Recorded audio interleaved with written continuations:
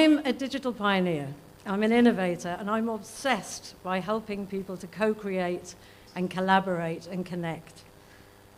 So I built the very first, hang on a second. So did anyone in this room build an open innovation platform before 2003? If you did, could you put your hand up now? Okay, so I built the very first ever open innovation platform for Hewlett-Packard. I re-architected the way that a UN agency works, and I designed a city-scale behavior change platform with a GLA and Intel. I now head up a business called Beep. We help big, complex organizations to go through cultural organizations to change their mindsets and behaviors. We help them to unleash the problem-solving potential of their people. The other thing is, I've spent the last 20 years experimenting with how you can use events, design thinking workshops, to be more than the sum of the parts, how you can actually create action. So as an example, for the UN, I designed an event that brought 6,500 world leaders to Geneva, and we had 60 innovators from literally all over the world, and 10,000 school children who were coming in virtually, which was pretty awesome. But most importantly to today, I've lived in London, I've lived in Amsterdam, I've lived in Paris, I've lived in Geneva, but I'm a product of South Yorkshire. Now, COVID forced me back to my hometown, but thank God it did, because it's given me a chance to remember how beautiful and unique this place is. So, like, being here hasn't stopped me working with partners in Singapore and in Dubai and San Francisco, not at all, because people don't know where I am, they don't care where I am. So I can choose to live in this beautiful place and go walking every day into this world-class countryside. Nobody cares where I am. I can choose to live here. So this really is an incredible moment for me anyway, so, and I think for all of us. So when Simca asked me to help them figure out how we could make today a little bit more energetic, a little bit more participatory, I was over the moon. But before I could help, I needed to understand, so what's the North Star? So I asked the phenomenal Felix, and he said something that I thought was really poetic. He said, by year 3, everyone should feel that change is happening. By year 5, everyone should see that change is happening. By year 10, change should have happened. It's kind of aspirational and it's ambitious, but the more that I've talked to the team and the more that I've found out about what's going on, I really believe that it's achievable this time. Because these public servants really understand that their job is to support the conditions where humans, people like me, and the people that I want to hire thrive. They don't hide behind big data. They don't hide behind closed doors. They want to co-create the future with us. And they seem brave enough to kind of get rid of the unnecessary bureaucracy and to take informed risk. All businesses everywhere are doing this. We need to test and try and learn and improve. And they seem open enough to say that we don't have all the answers. No one does. But together, we've got all the answers. And this is really important to me, and I think to all of us, they understand that the economy and our quality of life, our culture, our social environment is absolutely pivotal, absolutely connected. But how do we get to this North Star? Now, let's not kid ourselves. Change is hard. In my line of work, I've spent a lot of time looking into behavioral science, and there's a few things that we need to keep really front of mind as we're entering onto this journey together.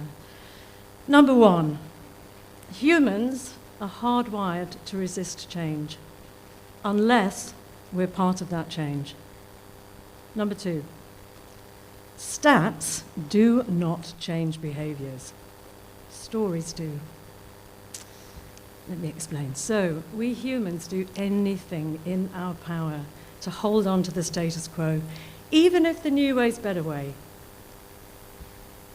Then there's this cognitive bias, which is the not invented here bias, which means that if something a plan, a strategy, anything, is created outside our tribe, we'll never buy into it. Conversely, there's another cognitive bias called the IKEA effect, which means if we've been part of building something, creating something, we love that thing a little bit more. We desperately want to hold on to that thing. We want it to work. So, hang on, who in the room knows who Vint Cerf is?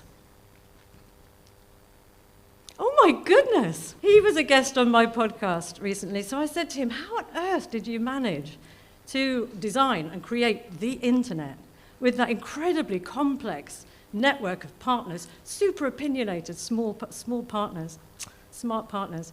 And he said, we had a shared story. We had a shared vision.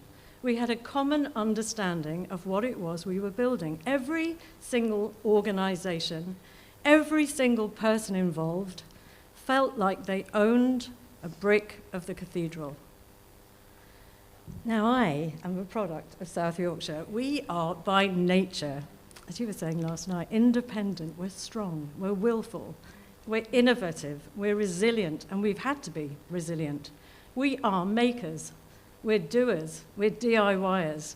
So unless that journey is co-created with us, the people here, this change will not stick. Everyone in South Yorkshire, everyone from all walks of society need to know they've got a role to play in travelling towards that North Star, that shared story. We all need to own a brick in that cathedral. And that's the perfect segue to the most important tool in the transformation toolkit.